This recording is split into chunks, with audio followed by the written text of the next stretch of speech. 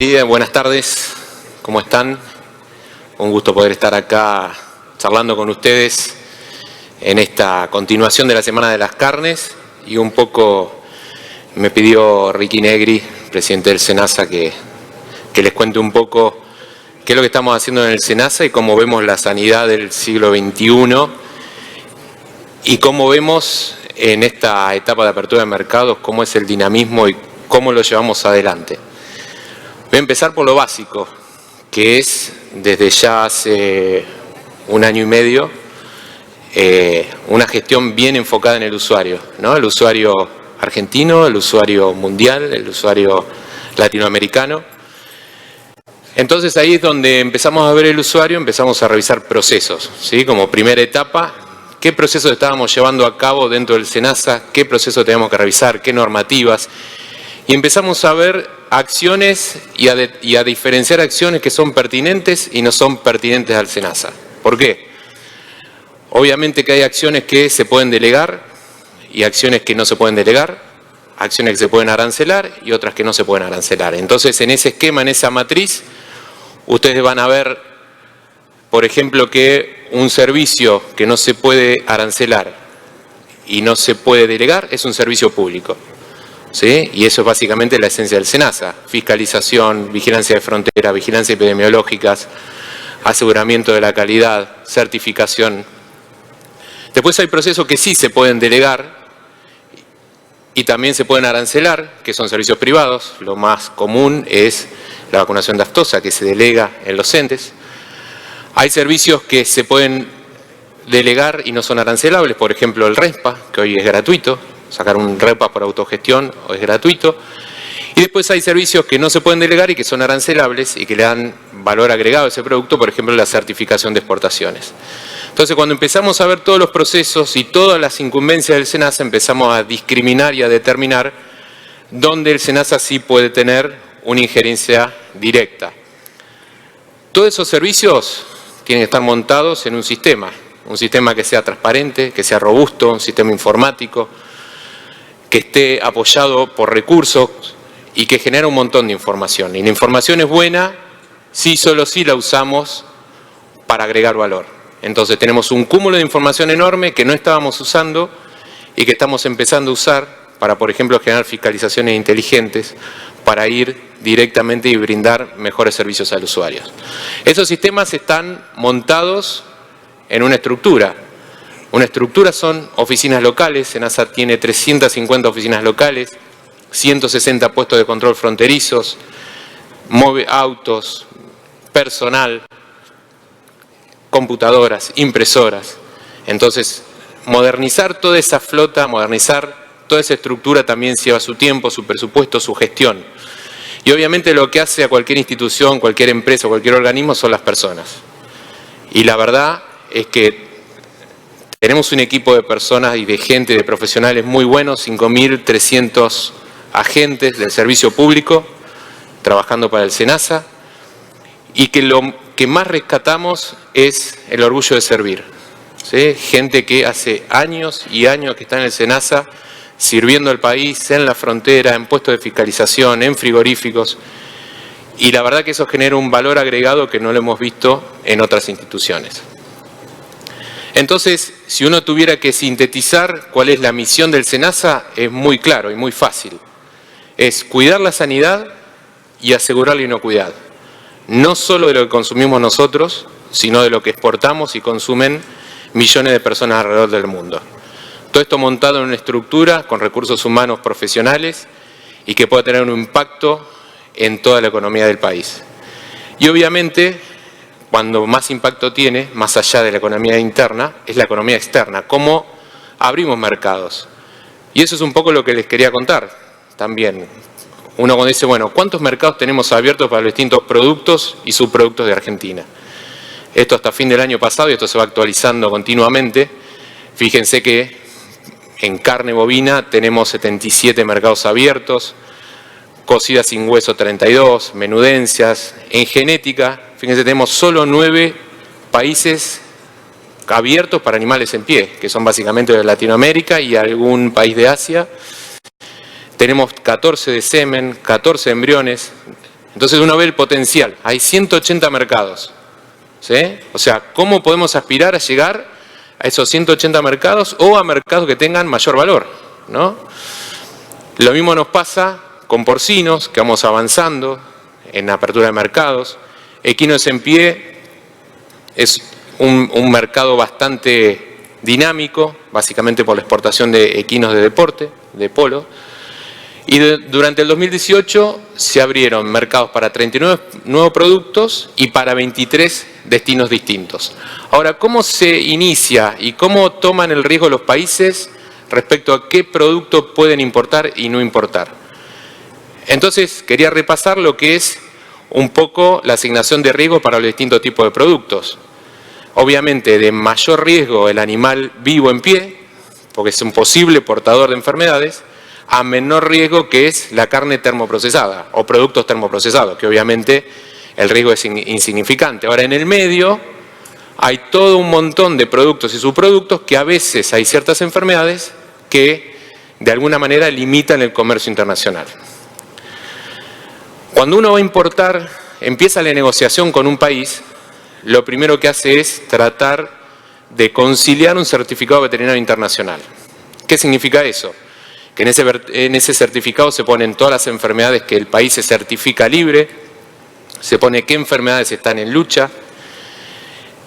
Esas enfermedades y esas exigencias son puestas por, obviamente, cada uno de los países, y quien norma todas esas exigencias es la OIE, que es la Organización Mundial de Salud Animal. Entonces, de alguna manera pone el parámetro, el marco, para decir, estas son las enfermedades que uno debería pedir de mínima, y si vos pedís más que esto, estás sobreexigiendo la norma.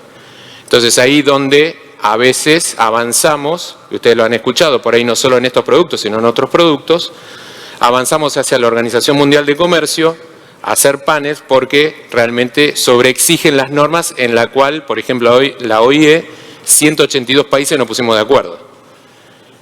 Entonces, se avanza en otra instancia. Pero bueno, más allá de eso, y volviendo al certificado, no solo hay que poner qué enfermedades estamos certificando, o sea, estamos controlando, sino cómo las controlamos, qué sistema de vigilancia tenemos. Empiezan las idas y venidas de cuestionarios.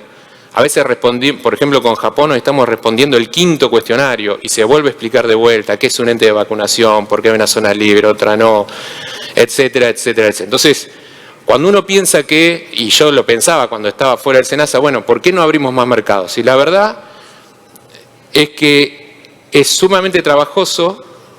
Es verdad que a veces hay un riesgo en ciertos productos, pero también es verdad que si nosotros quisiéramos, y lo vimos en la mesa anterior, hoy con un 20% de consumo interno, podemos, por ejemplo, inundar de carne cualquier mercado, y eso es un riesgo. Y de la misma manera que nosotros tenemos miedo de que nos metan otros productos, los ganaderos de otros países tampoco quieren que le importemos carne, que nosotros le exportemos carne. Entonces, ahí es donde empieza a jugar un poco la barrera arancelaria. Pero lo que yo siempre digo es, la primera barrera siempre es sanitaria, ¿sí? Entonces, a veces queda trabado en la barrera sanitaria porque hay ciertas enfermedades que no nos reconocen. Por ejemplo, hace 2 semanas, la Unión Europea, después de 4 años, nos reconoció la zona libre sin vacunación de la Patagonia Norte A. Entonces, están como sobreexigiendo la norma, pero bueno, como queremos venderle, aceptamos que nos manden 10.000 cuestionarios, nos vengan a hacer una auditoría, un montón de medidas que tenemos que tomar de control, básicamente para poder acceder a ese mercado. Cuando nosotros vemos el listado de enfermedades que limitan el comercio internacional de todas las especies, cuando repasamos esas enfermedades vemos que somos libres de todas las enfermedades, o sea, tenemos un estatus sanitario casi perfecto, ¿sí? Con, obviamente, lo único que nos queda ahí es fiebre aftosa, que somos libres, pero con vacunación. Es la única enfermedad de OIE que tiene 2 estatus, con y sin vacunación. Con lo cual, somos libres, pero con vacunación. Y al tener vacunación nos lleva a que tengamos que mitigar ciertos riesgos en ciertas mercaderías. Entonces, volvemos a lo mismo, nuestro principal atributo, nuestra principal función como Estado es cuidar ese estatus sanitario, y eso lo mantenemos entre todos. Ayudamos al productor y certificamos de mantener este estatus sanitario. Y un poco parafraseando a Ricky Negri, el estatus sanitario es lo mismo que las reservas del Banco Central. Tenemos que cuidar de la misma manera las reservas del estatus sanitario. Nuestro estatus sanitario es lo que nos permite poder avanzar a la exportación de materias y productos primarios. Vamos a poner un ejemplo de todo esto que les conté, fiebre aftosa. ¿Cuántos países, fíjense, en verde oscuro son libres, sin vacunación, en verde claro, libres con vacunación? Países en rojo que están teniendo brotes en este momento. Y fíjense, todos los países en gris es que no tienen un estatus sanitario determinado. Quiere decir que el 70% de los países del mundo no tiene un estatus para aftosa. Sin embargo, cuando quiero exportar carne a Ucrania, lo primero que me dicen es, vos tenés aftosa. Entonces ahí empieza la negociación del certificado, cómo mitigamos riesgos, etcétera, etcétera. Entonces, a veces nuevamente la primera barrera es sanitaria. Cuando yo la logro vencer y acuerdo el certificado veterinario internacional, ahí es donde puedo seguir y empiezo la negociación comercial. Entonces, ¿qué acciones internas hacemos para mantener el estatus sanitario de cualquier enfermedad? Básicamente, prevenir la introducción, reducir la exposición en el caso de que hubiera riesgo de que entre la gente. Si entra la gente, tengo que tener una detección y alerta temprana en el lugar in situ, además de la vigilancia epidemiológica pasiva que puedo hacer en territorio, y obviamente fortalecer el servicio veterinario para poder detectar precozmente estas enfermedades. Entonces ahí volvemos de vuelta a la matriz que les mostré al principio, donde la vigilancia epidemiológica y el control de fronteras es un servicio estatal. Solo lo puede hacer el Estado y es una de nuestras principales fortalezas como servicio público. Ahora, cuando yo tengo un conglomerado de enfermedades enormes, ¿sí?, entre un montón de especies, ¿cómo hago yo y cómo estamos priorizando de alguna manera el control y los programas oficiales sobre esas enfermedades? Entonces, nos imaginamos un eje en donde vamos de enfermedades que limitan el comercio internacional, de izquierda a derecha, de menor a mayor, y después enfermedades que tienen un riesgo de transmisión al hombre, o sea, de zoonosis, de abajo hacia arriba. Con lo cual, en esos cuadrantes, vemos, por ejemplo, que vaca loca o influenza aviar tienen un alto impacto sobre el comercio internacional y a su vez también son potenciales zoonosis. Ahora, abajo, fíjense, tengo peste porcina clásica, PIRS y fiebre aftosa, que no son zoonosis, pero me limitan fuertemente el comercio internacional de carne bovina y porcina. Y así puedo ver cualquier enfermedad. Con lo cual, con esta matriz, de alguna manera, me permite asignarle recursos diferenciales a aquellas enfermedades que tienen más impacto, desde la transmisión o desde el comercio internacional.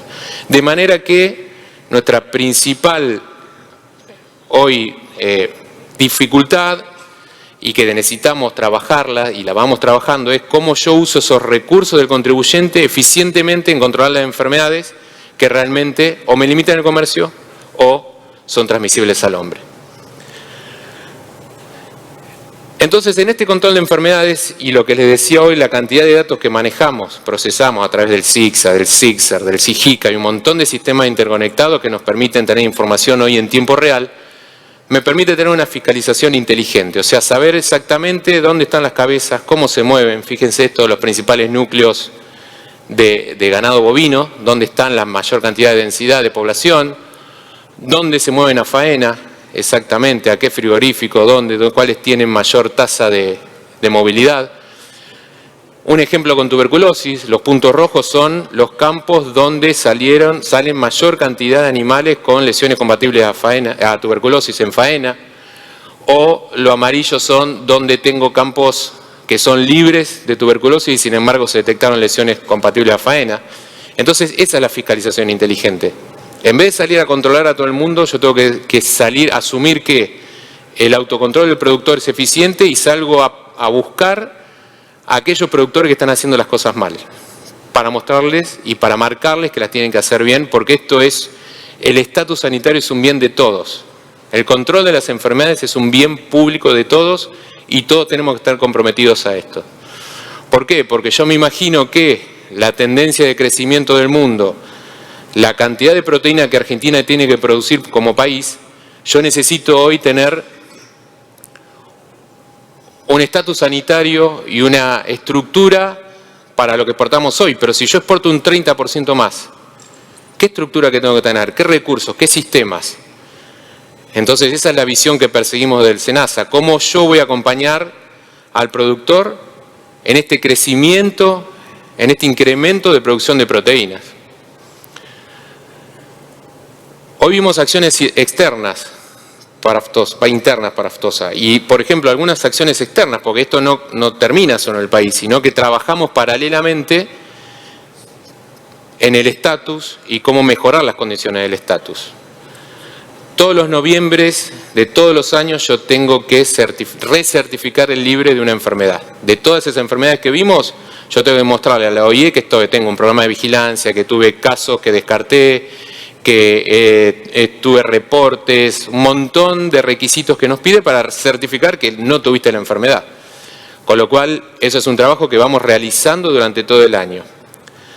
Además, en la negociación de los certificados veterinarios internacionales, en donde vamos abriendo mercados y donde en cada negociación vamos de alguna manera tratando de ganar territorio en esas enfermedades. Otra cosa interesante que hicimos este año fue proponer a la OIE, en la reunión de la Asamblea Mundial en mayo, que se agregue el artículo de mercancías seguras para aftosa. ¿Qué es esto? Hay enfermedades, por ejemplo vaca loca, que tiene un listado de mercancías que son seguras para su consumo. Que no importa el estatus que vos tengas, son seguras para su consumo. Con lo cual, aftosa llamativamente no tenía un listado. Lo propusimos, lo tomaron, en septiembre tenemos que mandar el listado para que se pueda agregar a la comisión ad hoc de aftosa en octubre, y si tenemos suerte tal vez el año que viene, es un paso enorme para toda la región que se pueda incluir este listado. Entonces paralelamente estamos haciendo una batalla en el frente mundial en los estándares para tratar de modificar los estándares. Y a su vez participamos y financiamos del observatorio de la OIE. El observatorio de la OIE es una estructura dentro de la OIE que se dedica a revisar las normas y cómo los países introducen esas normas para ver si sobrecumplen o subcumplen esas normas. Así que el año que viene vamos a tener el primer resultado, y esto es apoyado y financiado por Argentina, para que no nos pase esto, que nos estén sobreexigiendo continuamente sobre la norma estándar que hoy tenemos con OIE. Para ir finalizando, le puse un poco de título trending topic, como se usa ahora en Twitter. Son los temas que tenemos o que hoy se está visualizando o son tendencia en el mundo. O sea, ¿qué se está hablando hoy en el mundo y en OIE y en los países, en OIE, en la FAO, en el Códex? ¿De qué se está hablando? ¿Cuál es la tendencia? Perdón. 3 cosas principales: peste porcina africana, resistencia antimicrobiana y bienestar animal. Hoy todos los grupos ad hoc y todo el financiamiento de los organismos mundiales está destinado a estas 3 líneas de trabajo, básicamente. O sea, si ustedes, por ejemplo, quisiéramos conseguir, bueno, vamos a ver si podemos conseguir un fondo de FAO para trabajar en aftosa. Te dicen, no, ¿vas a trabajar en peste porcina? Sí, entonces sí. Entonces, las organizaciones mundiales están haciendo foco en esto, con lo cual yo les quería traer un panorama, más que nada para ir visualizando a futuro, y se habló hoy en la mesa anterior, y ahora lo vamos a remarcar, sobre qué acciones tenemos que tomar como país. Bueno, peste porcina africana, ya sabrán que es una epidemia básicamente a nivel mundial. América está libre, por eso estamos trabajando en conjunto con toda América, ¿sí?, en la estrategia de evitar la introducción del virus. La peste porcina africana es una enfermedad viral, altamente transmisible, no tanto como la aftosa, no tiene el poder de transmisión como de la aftosa, pero sí se mantiene muy bien en embutidos, en carnes, en fomites, o sea, materia fecal, tierra, piedras. Puede vivir durante 6 a 12 meses en materia orgánica. No afecta ni al hombre ni a otras especies, ataca a animales silvestres y domésticos, o sea, el jabalí fue el principal vector de transmisión. Es una enfermedad de notificación obligatoria y no tiene vacuna y parece que no la va a tener por varios años para adelante. ¿Por qué? Porque es un virus que muta muy rápido y no logran terminar de encontrar el antígeno que tenga una alta protección. ¿Qué está haciendo Argentina con esto? ¿O qué estamos haciendo todos los países de América? Básicamente prevenir el ingreso del virus al país por cualquiera de sus vías. Prevención, si entrara, prevenir la exposición de cerdos al virus, básicamente por contacto, ¿sí? Por eso hoy la medida que están viendo en la rural, que no hay cerdos, fue para mitigar un poco el riesgo. Y obviamente la detección temprana, si hay síntomas en algún criadero, si venció las medidas de bioseguridad, que esa detección sea rápida para efectuar la cuarentena. Entonces, ¿cómo la prevenimos? Básicamente evitando la importación de animales vivos, de semen congelado, de carne fresca, de los países que son portadores o son de riesgo de peste porcina africana. Para que se queden tranquilos hoy, solamente estamos exportando carne y algunos reproductores de Brasil, que es libre.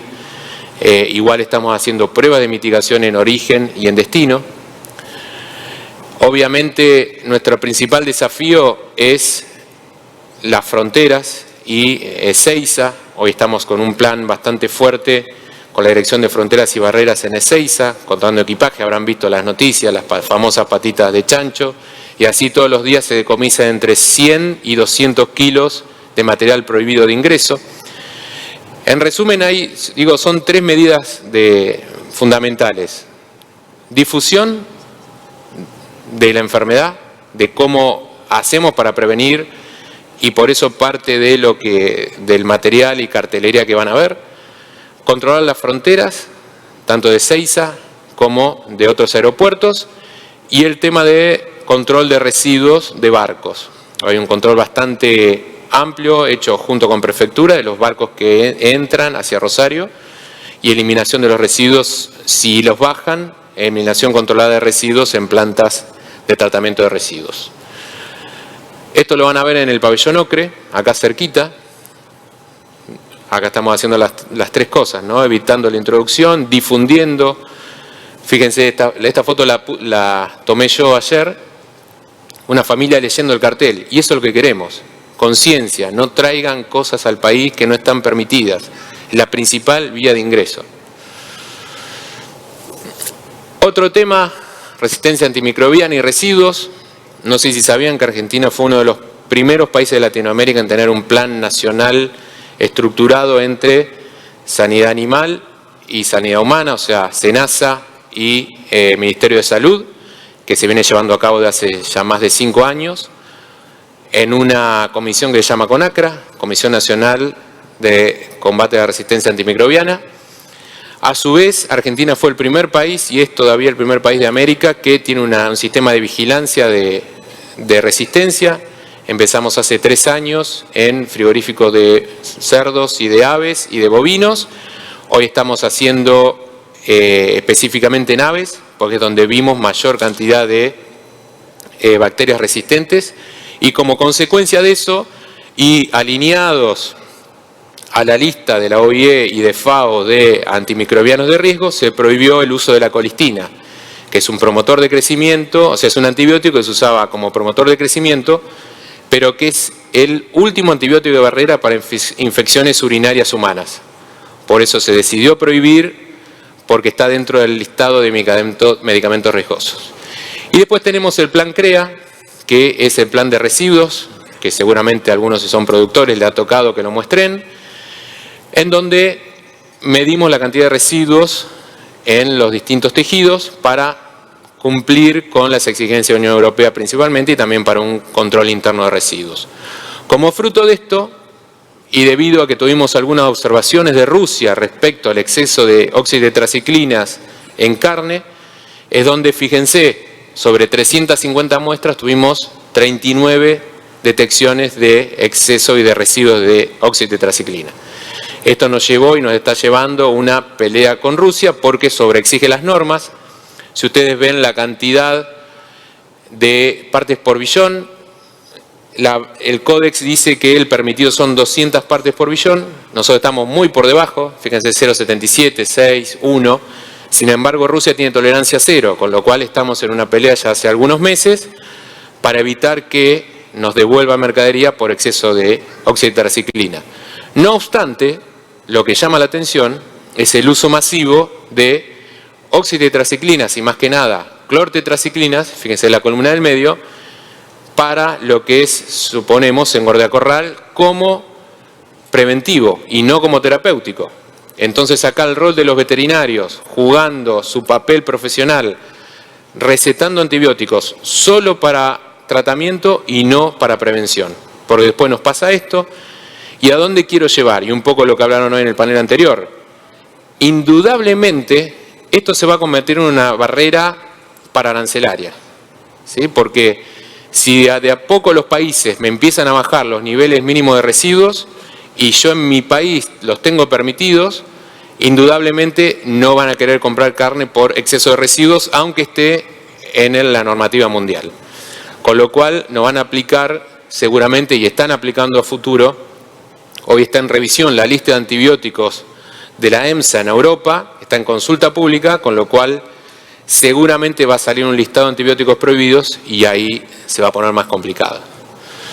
Esta fue un poco la difusión que hicimos, que tal vez lo hayan visto en alguna oficina local, concientizando sobre el uso de óxido de tetraciclinas, que es obviamente lo más fácil de usar, pero siendo responsables en los tiempos de residuos y de retiro. Y esto vale para todos los medicamentos, no solo para las óxido de tetraciclinas, sino para las ivermectinas, etcétera, etcétera. Otro tema, y que también fue mencionado recién, es el tema de bienestar animal. Y la verdad que la situación se va agravando de a poco porque hay una especie de fundamentalismo, más que nada en países del primer mundo, donde termina siendo obviamente mal vista la producción. Y eso trae un sinnúmero de inconvenientes para la producción normal, bien hecha, con lo cual nos termina poniendo, y suponemos también que a futuro puede ser una barrera paraarancelaria. Entonces, ¿qué estamos haciendo?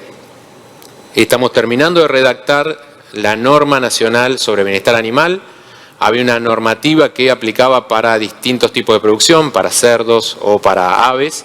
Estamos haciendo una normativa madre de manera de que todas las explotaciones se puedan plegar fácilmente y de que de alguna manera cuando nos atacan, porque realmente son ataques de las ONG de bienestar animal, tengamos un soporte, un marco para las empresas que producen diciendo nos estamos apegando a la normativa, que obviamente está dentro del marco mundial de normativa de bienestar animal. Si bien hay una intención de los países europeos, por ejemplo, de avanzar, y está bastante discutido, en bienestar animal para aves de postura, donde quieren que la tendencia europea de aves free range en un galpón con nidales, que hoy ya es casi obligatorio en Europa, se imponga en todo el mundo, y hoy hay una resistencia obviamente bastante grande porque el cambio de sistema encarecería el huevo en un 4000%. O sea, un huevo va a valer 20 centavos de dólar, pasaría a valer $2 básicamente, impidiendo el acceso de proteína a una gran cantidad de la población mundial. Con lo cual, es un capítulo dentro del código de OIE que no se pudo discutir este año debido a la oposición y a todos los comentarios, pero se va a discutir el año que viene y va a ser bastante controvertido. No sé si sabían que se está por aprobar una ley hay una ley de maltrato animal, pero hay una ley en el Congreso que abarca toda la temática de bienestar animal. Nosotros estuvimos colaborando ahora hace 2 semanas en la comisión ejecutiva para ver cómo podíamos ayudar, porque la verdad que era bastante insidiosa respecto a las normas que querían hacer cumplir. O sea, alguien te podía acusar de estar maltratando a un animal solo por ordeñarlo, con lo cual tuvimos que, por suerte de la intervención, tenemos una profesional que es Débora Raciati, que es la especialista en bienestar animal, y la verdad que logramos desarticular un poco eso. Estamos avanzando junto con la comisión bicameral Pero bueno, es el aporte que podemos hacer porque la verdad se avanzó demasiado sin consulta y tenemos miedo de haber llegado tarde. Ahora la pregunta es ¿cómo va a afectar el bienestar animal el consumo de proteínas? Lo que yo siempre digo cuando doy a veces charlas en la facultad, hoy mis hijos les cuesta comer carne. ¿Qué va a pasar con mis nietos? No sé si van a tolerar comer un producto de algo que fue sacrificado en ciertas condiciones. No lo sé, con lo cual el bienestar animal lo que pone en tela de juicio es realmente nuestro papel de carnívoros, ¿sí? O sea, cómo afecta que me estoy comiendo algo que están matando, aunque sea de una manera no cruel.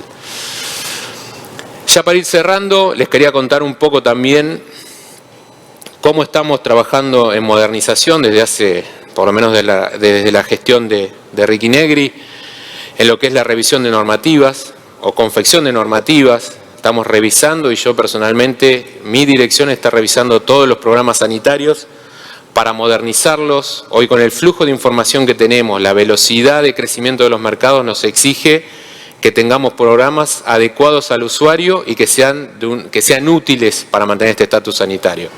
Lo bueno también es que todas las resoluciones que hacemos van a consulta pública. Con lo cual, hoy hay, en este momento, si entran a la página de SENASA, hay 2 consultas públicas donde ustedes pueden leerla, hacer sus comentarios. Si los comentarios son de fondo para que de esa consulta pública, se vuelven a revisar y se vuelve a hacer otra consulta pública. Con lo cual es una política de gobierno participativa. Y eso pasa con todas las resoluciones que hoy salen del SENASA. Además de, ya desde principio de año, haber reducido la cantidad de aranceles, de registros, de trámites, y yendo básicamente hacia la autogestión, que hoy es uno de los principales logros y de los cuales muchos productores como yo estamos contentos de poder hacer el DT desde nuestra casa un fin de semana o un feriado. Hoy tenemos cerca del 60% de los DT que se emiten en el país, que son 2,5 millones por año, el 60% se hace por autogestión, ¿sí? Desde la computadora, de su casa, tomando mate y escuchando la radio. Y no solo que avanzamos en la autogestión del DTE, sino que estamos avanzando con las provincias respecto al DUT, que el DUT ¿qué es? DTE más guía, todo junto en un solo trámite. Esto hoy es posible, por lo menos es posible en las provincias con las cuales hemos estado avanzando y firmando acuerdos: Buenos Aires, Corrientes, Neuquén y Santa Fe, que Santa Fe directamente eliminó las guías y el único documento válido de traslado y de transporte es el DT. Y estamos en firma de acuerdo con Chaco, Chubut y Córdoba. Si hay alguien acá de la provincia de Buenos Aires, de algún partido que todavía no puede implementar el DUT, hable con su intendente y dígale que por favor se asocie al DUT porque es sumamente valioso y en el ahorro de tiempo que genera, ¿no? Hacer un solo trámite. Por último, para resumir, ¿qué queremos lograr en el SENASA del siglo XXI? Transparencia, que todos los procesos sean transparentes. Estamos trabajando junto al gobierno en la base de datos abierta para que todo el mundo pueda consultar cualquier dato dentro de lo que es el SENASA. Autogestión para ahorrar tiempos de cada uno. Costo equitativo del servicio. Se hizo la nueva resolución de aranceles que está por salir. Van a poder ver los aranceles, los requeridos, totalmente transparentes. No le pueden cobrar de más por ningún trámite. Modernización con un fácil acceso a la web, un fácil acceso al SIGSA, al DTE. Interacción con otros. Y esta frase que a mí me encanta, que es un SENASA presente, eficiente y transparente. Eso es lo que queremos lograr. ¿Para qué? Básicamente para alcanzar el estatus global de una sola salud. Humanos, animales, ambiente. Una sola salud interactuando. Con un solo estándar sanitario para poder avanzar en más mercados. Esta apertura de mercados lo que hacen es traer más trabajo genuino para nuestras regiones. Cada exportación que hacemos potencia una región, potencia el desarrollo local. Y eso es lo que queremos lograr y ayudarlos a lograrlo desde el SENASA. Muchas gracias.